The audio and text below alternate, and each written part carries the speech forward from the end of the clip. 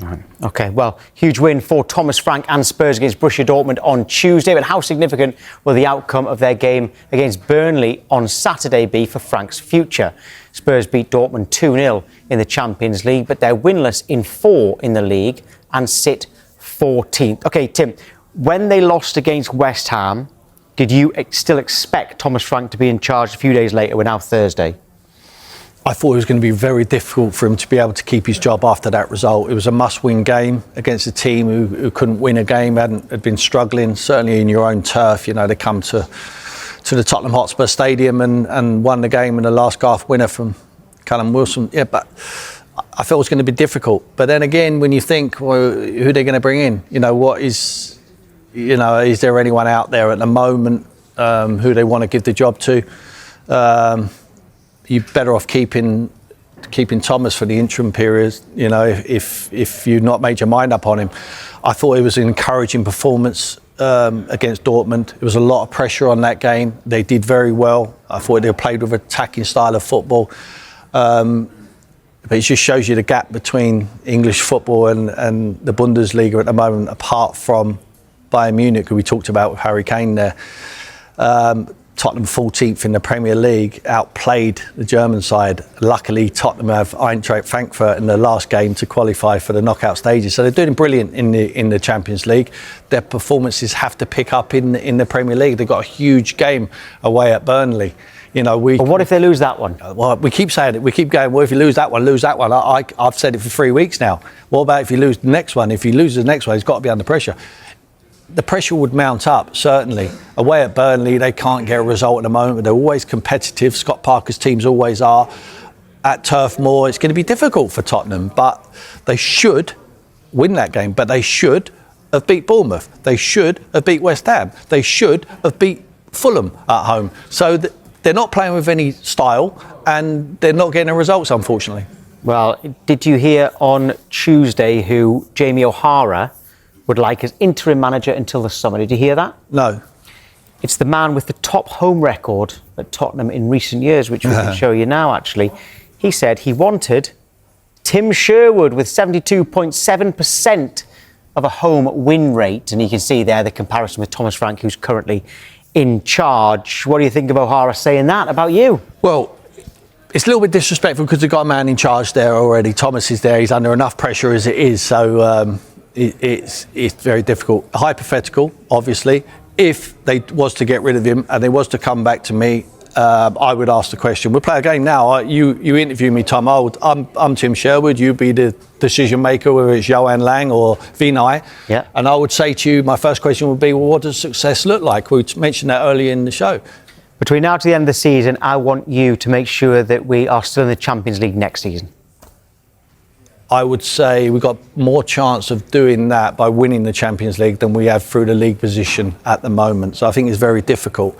If you said to me, we want to go and play with a more attacking style of football and score more goals, I would say I'll be able to achieve that. If you said to me, you put some academy boys onto the pitch without the detriment of results, I said I'll be able to do that as well. But I couldn't guarantee you Champions League. If you said to me Europa League, I would have said, yeah, I'm willing to do that job. But unrealistic expectations is what will put off a lot of managers doing that job. So if just European football, you'd say that would be realistic? Yes. More attractive football, realistic? Yeah. I'm talking about from now. Yeah. From the beginning now till the end of the season. I think Champions League qualification was realistic. I think now there's a lot of traffic in front of Tottenham. And in terms of bringing more academy players through into the first team? 100%. So they are achievable things in your mind. Yes. But actually getting top 4, 5, no. And winning the Champions League, you're saying that's not...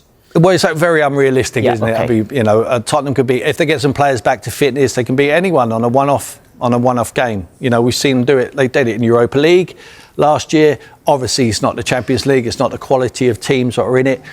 The reason they finished 17th last year was because they rested players for the Europa League. Now, are they going to afford Thomas to be able to do that now? If there becomes a chance where they can't qualify for Europa League even, is he going to be resting players for the Champions League campaign to be able to qualify for Champions League football next year and parade a trophy around Tottenham? Which is what happened last which season. was what happened last year. But do you know what that gets you? Europa League. Do you know what that gets you, Tom? Sacked. No, it did. It did. Those things that you've said are realistic. Are they things that, I mean, I suppose if they said to Thomas Frank, these are now the aims, we want you to play more attractive football. Is he capable of doing that, first of all? I think he is. And in terms of... But he needs help. He needs help in the transfer market. He needs more of a blend, more players who are capable of doing it. But even so, I mentioned them games, and there was a lot of other games where they could have performed better and they could have scored more goals and they could have won.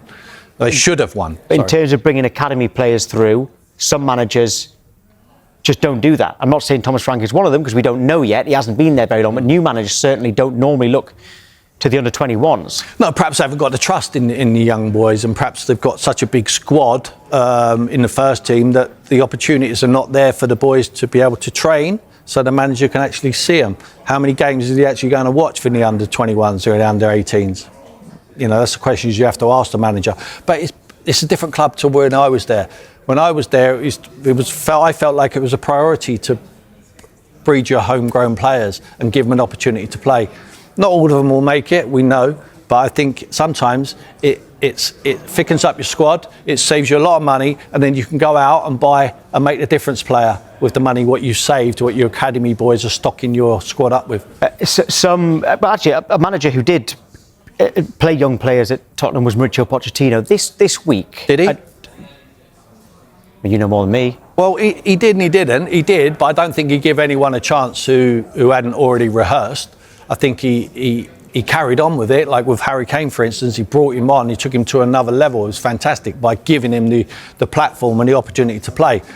Not sure how many debuts he gave out to young players after that. What about Skip, Winks, Rose? Well, Rose was a while ago. Rose was Redknapp, wasn't it? Skip, we can't. I mean, yeah, possibly Skip. Winks.